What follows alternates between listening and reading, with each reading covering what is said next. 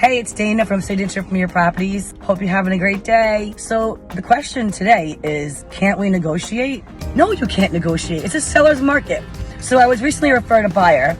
90% of my business is referral, by the way. So who can you refer to me? If he's approved for a certain amount, and then he sends me a listing online, like 70,000 over, and I wrote him back and I said, did you get $70,000 since yesterday? Did someone give you a gift? And he said, no, but can I negotiate? And I said, negotiate? Definitely not 70,000 over. There is no negotiation right now. I mean, it's everywhere in the news. There's articles, there's blogs. We're a seller's market. It's not fun for a buyer right now. And I've also explained that to him as well, that it's competitive. Between 300 and 400, you're in a price range it's the most affordable and most popular and most challenging. I guess no matter what you tell people, they just don't get it until they keep getting outbid. And it's a learning curve that we have to go through, unfortunately. When they get outbid too many times, the light bulb goes off.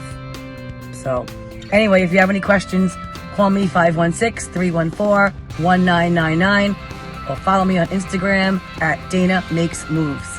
Have a great day.